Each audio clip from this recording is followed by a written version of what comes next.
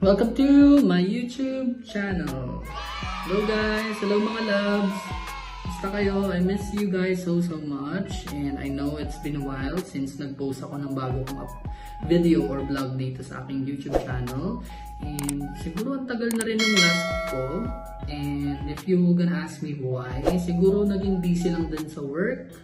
And nagkaroon din ng health problems. So I need to recover it myself. And yan, nag-focus muna ako sa aking healing, recovering, and yun, yung work din as well. So, wala nang time actually. So, walang time na mag-vlog na. And dahil night shift yung aking pasok, so mostly kapag umaga natutulog lang ako guys, pasensya na. But for today's vlog, ang gagawin ko po ay mag-unboxing tayo ng aking biniling bagong phone. And I think ang tagal na rin na bumili ako ng last kong phone. Yung last kong phone, iPhone XR. Siguro mga 2 years na din siya sa akin. And I think deserve ko naman bumili ng bago. Since pinaghirapan ko naman itong pinambili ko. Talagang sinave ko to. And it's my dream phone talaga. Ang iPhone 12 Pro Max. So, yeah. Mamaya, ipapakita ko sa inyo yung mini unboxing ko dun sa phone. But for now, itatakal natin kung ano yung nagustuhan ko sa kanya. Or bakit ko siya binili guys. At kung saan ko siya binili. So guys, yung iPhone 12 Pro Max ko, I've been wanting it ever since nung bibili pa lang ako ng phone, ng iPhone. And kaso nga lang guys, dahil kapos ang ating budget, hindi tayo nakabili ng iPhone 12 Pro Max. Ang nakayanan lang is yung XR, which is it's still good. Nagamit ko rin naman siya for my other previous vlogs. Yun ang gamit kong camera guys, yung aking iPhone XR. And I think this is the time for me to buy, for bumili ng bagong phone. And yeah, yung phone ko na yun, binenta ko na rin para may pang cash ako guys, para pandagdag din sa pambili ko ng iPhone 12 Pro Max. So yeah, dito ko siya binili guys. Ito yung pre-paper bag or eco bag nung binila kong store, which is yung KSG Guild guys. So yeah, si Sir Kim yung may-ari ng store. So siya yung nakausap ko, nakatransak ko dun sa phone. Bali, binili ko siya online sa Carousel app, though hindi to sponsored ng Carousel or even him, hindi ako sponsored. But yeah, I'll make a review, honest review about it. And yeah, dito ko siya binili guys. And they also have a FB page. Nandyan po, ipapapap ko dyan. And then yung kanilang Carousel account. Makikita nyo dun sa Carousel account na sobrang dami nilang good reviews. So, sobrang relief yung para sa akin pag bumibili ako online ng mga gadgets. Kasi syempre, dun mo malalaman if legit ba talaga yung seller or what. Kasi nga, may mga good review siya. So, yeah. Though I need to secure pa din naman, though kahit may mga good reviews. So, okay naman si Sir Kim. Sobrang smooth lang ng transaction namin. Sobrang bait ni Sir. Talagang hinahayaan niya na kalkalin mo yung phone bago mo bilhin. And nag-meet up kami dito sa place ko mismo. Doon sa, yeah, nag-meet kami halfway. Yeah, tapos chinek ko yung phone and everything. And then it's okay naman. Sobrang okay kahit second hand lang siya guys. Wala akong masabi guys. And yeah, may box din naman siya. Yeah, legit box. And then yung case na pinakita ko. Yung case pala, sorry. Ito yung case. Yan. So, ito ngayon yung ginagamit ko for vlog. Ito na yung phone ko na iPhone 12 Pro Max. So, yeah. Yung isang case, yan, gamit ko na. Ito yung isa pa. And then ito, kadadating lang from Shopee, guys. Sobrang ganda, guys. So, aesthetic. So, yeah, I've been using it. I've been using this phone for like 3 days na, 4 days. And sobrang okay niya guys. Walang issue, no hidden issues guys. Sobrang smooth niya gamitin. And I must say na sobrang sulit yung binayad ko na 26 or 27,000 plus. Yeah. So, ganun siya guys. Nag-range naman siya sa ganun. Pero yung original price nun for an iPhone 12 Pro Max, mga around 30,000 plus. Yun. So, syempre, second hand lang tayo guys. Sino ba tayo? Second hand lang tayo nating afford. But it's still okay dahil yung phone naman, ang habol naman natin is yung phone. And then, kung magagamit talaga natin siya, smooth ba siya or what, yeah. So, as I always said, ang phone na to, gagamitin ko siya for vlog purposes and siyempre for personal use. So, ano pa ba? Chinek ko rin naman it sa Tentec. Original naman siya, yung sa about phone or sa general, yung about phone or about. Chinek ko naman lahat to make sure if it's legit or what. And wala naman din siyang SIM restrictions. And by the way, 256 GB pala to guys, and it's a silver color. Mamaya papakita ko sa mini vlog, mini unboxing vlog ko. Papakita ko dito mamaya. And ano pa ba? Sobrang linaw ng camera guys, kahit video and then yung mga kahit sobrang lalayo na guys, pwede malinaw pa rin siya, sobrang detailed pa rin kapag zoom nyo yung camera. Hopefully I can show it to you guys, but yeah, soon. Just for now, yan. Ano pa ba? Bukod sa unboxing, yeah, as I've mentioned, kaya ako hindi na nakapag-vlog dahil nag-focus ako sa aking health.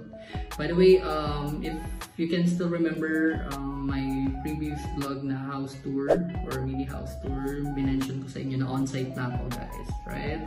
I'm working in a BPO, on-site setup, but then nagkaroon ako guys, nagkaroon ako ng anxiety, though mild lang daw siya as per my psychiatrist. So, dahil doon guys, naparesign ako sa work ko na yun and nahirapan ako guys, as in sobrang hirap kapag may anxiety. Before, kala ko yung anxiety joke lang siya, sinasabi lang ng mga mayayaman or what, until you experience it. So, grabe guys, yung episodes ko ng anxiety, may mga times na hindi ako makahinga out of nowhere, tapos ano pa ba? Yeah, yun, hindi na ako guys actually nakakalabas. Last June pa, last year yung last kong labas guys. After that, lahat bahay na lang ako, hindi na ako nakakagala, and parang pagka babiyahe ako, though nakakaalis naman ako, pero pag bumabiyahe ako guys, umaatake siya na parang hindi ako makahinga, parang tuliro ako, gano'n. Yung parang nagkakaroon ako ng social anxiety na parang pag maraming tao, hindi ako makahinga, yung maraming nangyayari, gano'n. So, ang hirap guys, sobrang hirap, pero tinatry ko namang i-cope up itong anxiety ko guys, and sana ipag-pray nyo din ako na gumaling at mawala na ito at para makagala na ulit guys. So sobrang hirap guys na magka-anxiety to the point where it affects your daily routine guys. Yung mga dati mong ginagawa hindi ko na nagagawa guys dahil nga nalilimit niya yung mga pwede kong gawin. So yeah, so buti na lang guys, after nakahanap naman ako ng work na dito lang sa bahay, which is work from home job online. So I'm a VA, a virtual assistant with my US-based client. So I started last November, last year, November, up until now. So yeah, hopefully magtagal na din, maging okay yun guys, maging stable. So yeah, thank you Lord at hindi niya pa rin ako pinababayaan guys, na kahit ganito hindi niya ako hinayaang unemployed. Thank you Lord. And yun lang naman guys, yung sa unboxing ko pala, by the way, ilalagay ko rin sa description box yung kanilang FB page and then yung Carousel account, so you can check. Guys, sobrang legit yung Carousel app. Sobrang legit niya guys na apps. Kasi lahat ng mga seller doon, very transparent sila when selling the phone. Nandun nilalagay nila sa description yung issue ng phone, bakit nila binibenta, if it's negotiable or what, or something like that. So nandun lahat. So wala ka nang irereklamo kasi nandun na lahat ng mga issue ng phone if ever. Meron din naman dun mga walang issue, ganun. So yeah.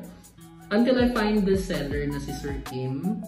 And nahanap ko siya, nag-usap kami, nagkaroon ng mga deals and everything, and then nag-meet up kami to finalize the transaction. Yeah. So okay naman, after kung may check yung phone, nag-deal kami, okay naman, and everything went well. And then nagbibigay din siya ng, which I appreciate, nagbibigay din siya ng mga tips sa pag-check ng mga phone, lalo na sa ating mga debt malang, bumili lang, ganun. So, yeah, that's the good thing. Nagbibigay siya ng mga tips guys sa pagbili ng phone. So, yeah, I think that's all for me, and check my mini vlog for unboxing. Hello mga loves! Bali, unbox na natin yung nabili kong iPhone 12 Pro Max sa KSG Guild sa Carousel app. And it's a second-hand phone but it looks like a brand new. Kitang-kita nyo naman na sobrang kinis ng phone and kahit may mga dents siya, unnoticeable naman siya guys sa gilid. Yeah, and it's color silver guys yung phone and nabili ko siya ng 27 something or 26,000 K plus. And yeah, sobrang bait ng seller, sobrang friendly, and yeah, sobrang smooth ng transaction namin, and nagbigay din siya ng freebies na phone cases. Yeah, yung una, kakadating lang yan from Shopee, in order can from Shopee, and itong dalawa na to yung free na binigay niyang cases or case. Yeah, sobrang static lang guys kung makikita ninyo. And yeah, itatag ko rin dito sa description yung kanilang FB page and yung Carousel account nila. Yeah, so thank you guys for watching my vlog for today, and I do appreciate you guys so much, and I hope na miss nyo ako guys, and I promise na magpa-vlog, tutuloy ko rin pag-vlog ko guys. And para sa mga bagong subscribers dyan, please subscribe to my YouTube channel and paki-like na din and hit the notification bell para lagi kayo updated sa aking next vlogs. And also, yeah, thank you guys so much. Hopefully makapag-vlog na ulit tayo, and I hope you enjoy my vlog for today. And thank you. Bye bye mga loves.